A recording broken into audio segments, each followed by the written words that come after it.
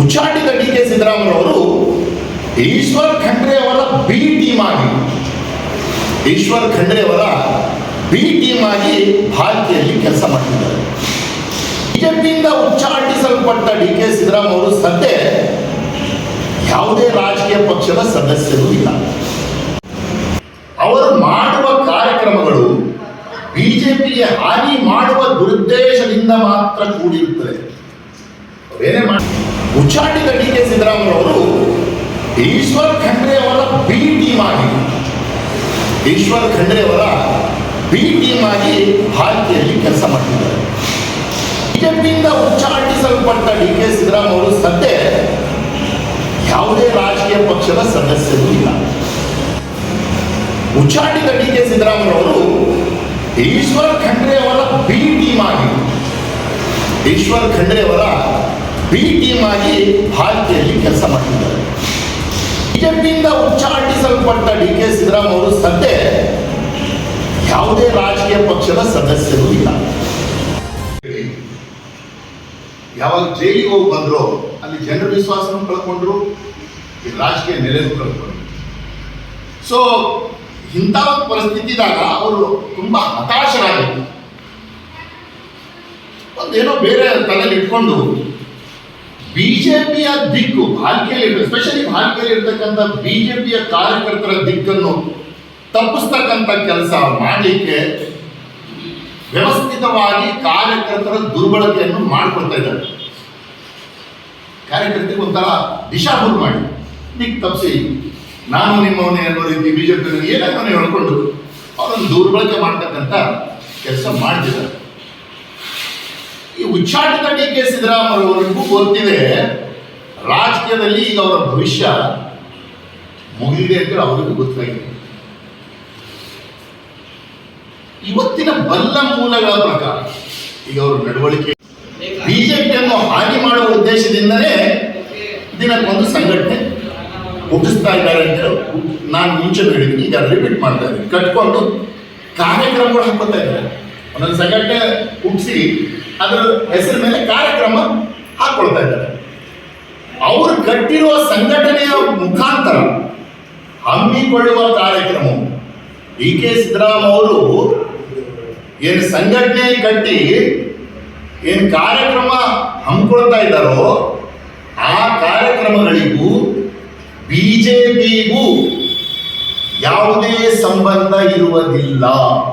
ಇದು ಯಾಕೆ ಅಂತ ಹೇಳ್ತಾ ಇದ್ದೀನಿ ಅಂದ್ರೆ, ಅವರು ಪ್ರತಿಯೊಂದು ವೇದಿಕೆ ಮೇಲೆ ಬಿಜೆಪಿ ಹೆಸರನ್ನು ಉಪಯೋಗಿಸ್ತಕ್ಕಂಥ ಕೆಲಸ ಮಾಡ್ತಿದ್ದಾರೆ. ಜನರ ದಾರಿ ತಪ್ಪಿಸ್ತಾ ಇದ್ದಾರೆ, ಕಾರ್ಯಕರ್ತರ ದಾರಿ ತಪ್ಪಿಸ್ತಾ ಇದ್ದಾರೆ. ಅವರ ಕಾರ್ಯಕ್ರಮಕ್ಕೂ ಬಿಜೆಪಿಗೂ ಯಾವುದೇ ಸಂಬಂಧ ಇರುವುದಿಲ್ಲ. ಅವರು ಮಾಡುವ ಕಾರ್ಯಕ್ರಮಗಳು ಬಿಜೆಪಿಗೆ ಹಾನಿ ಮಾಡುವ ದುರುದ್ದೇಶದಿಂದ ಮಾತ್ರ ಕೂಡಿರುತ್ತದೆ. ಅವರೇನೇ ಮಾಡಿ ಅದು ಯಾವ ರೀತಿ ನಡೀತಾ ಇದೆ ಅನ್ನೋದಕ್ಕೆ ಒಂದು ಸವಿಸ್ತಾರವಾಗಿ ತಮ್ಮ ಗಮನಕ್ಕೆ ತರಬೇಕಂತ ಹೇಳಿ ಇವತ್ತಿನ ಪತ್ರಿಕಾಗೋಷ್ಠಿಯನ್ನು ಕರೆದಿದ್ದೀವಿ. ಮಾನ್ಯರೇ, 2023 ಏನು ವಿಧಾನಸಭೆ ಚುನಾವಣೆ ಆಯಿತು, ಆ ಚುನಾವಣೆಯಲ್ಲಿ ನಮ್ಮ ಪಕ್ಷದಲ್ಲಿರ್ತಕ್ಕಂಥ ಡಿ ಕೆ ಸಿದ್ದರಾಮಯ್ಯ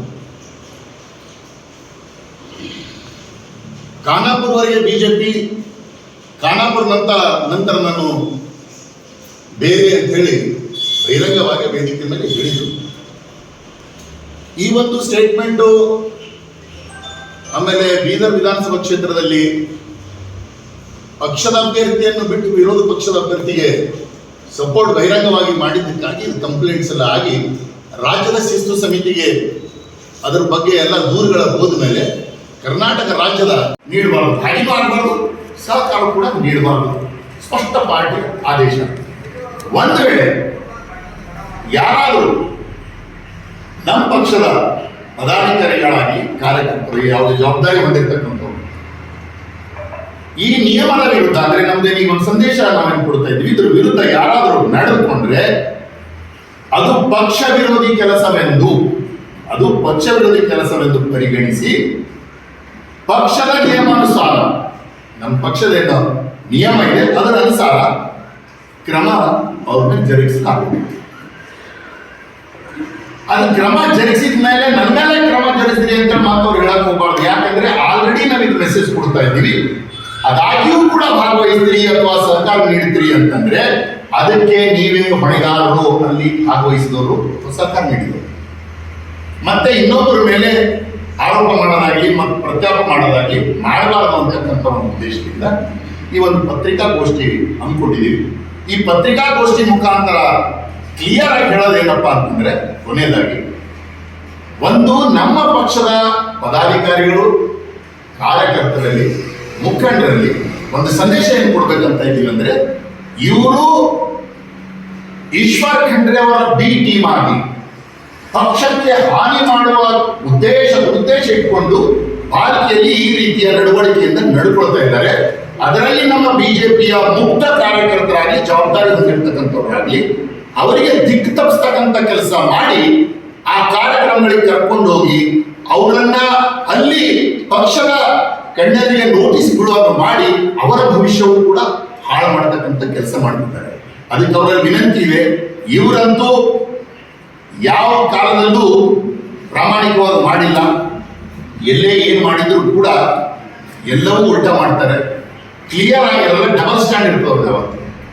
ಯಾವತ್ತೂ ಡಬಲ್ ಸ್ಟ್ಯಾಂಡ್. ಏನು ಹೇಳ್ತಾರ ನಡ್ಕೊಳ್ಳಲ್ಲ, ಏನು ಮಾಡ್ತಾರ ಹೇಳ್ಕೊಳ್ಳಲ್ಲ. ಆ ಒಂದು ಉದ್ದೇಶದಿಂದ ನಮ್ಮವ್ರು ಯಾರು ಅದರಲ್ಲಿ ಸಿಕ್ಕಾಕೊಳ್ಬಾರ್ದು. ಆಮೇಲೆ ಇನ್ನೊಂದು ಕಡೆ ಏನ್ ಹೇಳ್ತಾರೆ ಅಂತಂದ್ರೆ, ಇಲ್ಲಿ ವೀಕ್ ಆಗಿದೆ, ಬಿಜೆಪಿ ವೀಕ್ ಆಗಿದೆ. ಕೆಲವರು ಒಂದು ಮಾತಾಡುವಾಗ ಕೆಲವೊಂದು ಹೇಳ್ತಿದ್ದಾರೆ, ಬಿಜೆಪಿ ಯಾವತ್ತೂ ವೀಕ್ ಆಗಿಲ್ಲ. ಕೆಲವೊಂದು ಮನಸ್ತಾಪಗಳಾಗಲಿ ಅಥವಾ ವಿಚಾರಗಳಾಗಲಿ ಏನೋ ಇದ್ದಾಗ, ಅಥವಾ ಕೆಲವೊಂದು ಈ ಕಾಂಗ್ರೆಸ್ ಸರ್ಕಾರ ಇದ್ದಾಗ ಕೆಲವರು ಕೆಲಸ ವೈಯಕ್ತಿಕ ಕೆಲಸಕ್ಕಾಗಿ ಏನೋ ಕೆಲವೊಬ್ರು ಕಾಂಗ್ರೆಸ್ ಕಡೆ ಯಾರೋ ಒಬ್ಬರಿಬ್ರು ಮುಖ ಮಾಡಿದ್ರೆ ಎಲ್ಲೋ ಹೋಗ್ತಾ ಇದೆ ಅಂತ ಹೇಳ್ತಕ್ಕಂಥ ಪಿಕ್ಚರ್ ಕೊಡ್ತಾ ಇದ್ದಾರೆ. ಬಿಜೆಪಿ ಯಾವತ್ತೂ ಬಲಿಷ್ಠ ಇತ್ತು. 1999ರಲ್ಲಿ ಸನ್ಮಾನ್ಯ ಶ್ರೀ ಪ್ರಕಾಶ್ ಖಂಡ್ರೆ ಅವರ ಒಂದು ಅಭ್ಯರ್ಥಿ ಇದ್ರು, ಅವರ ನೇತೃತ್ವದಲ್ಲಿ ಇಲ್ಲಿ ಬಿಜೆಪಿ ಬಾವುಟ ಹಾರಿತ್ತು. ತದನಂತರ ಚುನಾವಣೆಯಲ್ಲೂ ಕೂಡ ಬಾವುಟ ಹಾರಿತ್ತು. ತದನಂತರ ಅನೇಕ ಜನರಿದ್ದರು. ಡಿ ಕೆ ಸಿದ್ದರಾಮಯ್ಯ ಅವರು ಪಕ್ಷದಲ್ಲಿ ಬಂದಾಗ ಬಿಜೆಪಿಗೆ ಹಾನಿ ಆಗ್ತಕ್ಕಂಥ ಕೆಲಸ ಆಗಿದೆ. ಮತ್ತೆ ಇನ್ನೊಂದೇನು ಹೇಳ್ಬೇಕು ಅನಿಸ್ತಾ ಇದ್ದೀನಿ ಅಂದ್ರೆ, ದಯವಿಟ್ಟು ಯಾರು ಡಿ ಕೆ ಸಿದ್ದರಾಮಯ್ಯ ಅವರ ಮಾತಿಗೆ ಮರಳಾಗಬೇಡಿ. ಮತ್ತೊಂದೇನೆಂದ್ರೆ, ನಾನು ಗಮನಿಸಿದ್ದು ಯಾವತ್ತವರು ಕಾಂಗ್ರೆಸ್ನಿಂದ ಬಿಜೆಪಿಗೆ ಬಂದ್ರು, ಪ್ರಕಾಶ್ ಖಂಡ್ರೆ ಅವರ 3ನೇ ಚುನಾವಣೆ ಸೋಲಾಯಿತು. ಆಮೇಲೆ 23ರಲ್ಲಿ ಈ ಕಡೆ ಬಿಜೆಪಿ, ಆ ಕಡೆ JDS ಅಂತೇನೋ ಮಾಡಕ್ ಹೋದ್ರು. ಇಬ್ಬರನ್ನೂ ಮುಗಿಸ್ಬಿಟ್ರು. ಏನಪ್ಪಾ ಅಂದ್ರೆ, ನಿಮ್ಮ ಡಬಲ್ ಸ್ಟ್ಯಾಂಡ್ ನೀತಿಯಿಂದ ನೀವು ಉಳಿತಾ ಇಲ್ಲ, ನೀವು ಯಾರ ಜೊತೆ ಇರ್ತಾ ಇದ್ದೀರಾ ಅವರನ್ನು ಉಳಿಸ್ತಾ ಇಲ್ಲ. ದಯವಿಟ್ಟು ಇಂಥ ಕೆಲಸ ಮಾಡಕ್ ಹೋಗ್ಬೇಡಿ. ನೀವು ನಿಮ್ಮ ಸ್ಥಳದಲ್ಲಿ ಇದ್ಕೊಂಡು ನಿಮ್ಗೆ ಏನ್ ಮಾಡೋದ ಮಾಡ್ಕೊಳ್ಳಿ. ನಮ್ಮ ಬಿಜೆಪಿಯ ಕಾರ್ಯಕರ್ತರನ್ನ ದಾರಿ ತಪ್ಪಿಸ್ತಕ್ಕಂಥ ಕೆಲಸ ಮಾಡಬೇಡಿ.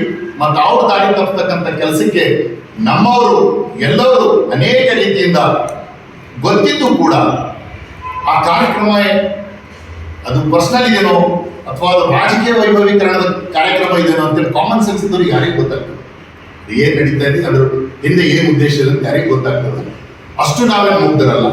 ಸೊ ಅದಕ್ಕೆಲ್ಲರೂ ತಿಳ್ಕೊಂಡು ನಮ್ಮವರು ನಮ್ಮ ಬಿಜೆಪಿ ಪಕ್ಷವನ್ನು ಕಟ್ಟಲಿಕ್ಕೆ ನಾವು ಸದಾ ಸಿದ್ಧರಾಗಿ ಮತ್ತೆ ಬಿಜೆಪಿ ಪಕ್ಷ ಕಟ್ಟೋಣ, ಸದೃಢವಾದಂಥ ಪಕ್ಷ ಕಟ್ಟಿ ಮತ್ತೆ ಇಲ್ಲಿ ಬಿಜೆಪಿ ಬಾವುಟ ಹಾರಿಸೋಣ ಅಂತಕ್ಕಂಥ ಮಾತನ್ನ ತಮ್ಮ ಮುಖಾಂತರ ಹೇಳುತ್ತಾ ಇನ್ನೊಂದು ಸಾರಿ ಹೇಳ್ತೀನಿ, ಉಚ್ಚಾಟಿತ ಡಿ ಕೆ ಸಿದ್ದರಾಮಯ್ಯ ಅವರು ಪಾಲಿಕೆಯಲ್ಲಿ ಈಶ್ವರ್ ಖಂಡ್ರೆ ಅವರ ಬಿ ಟೀಮ್ ಆಗಿ ವರ್ಕ್ ಮಾಡ್ತಾ ಇದ್ದಾರೆ.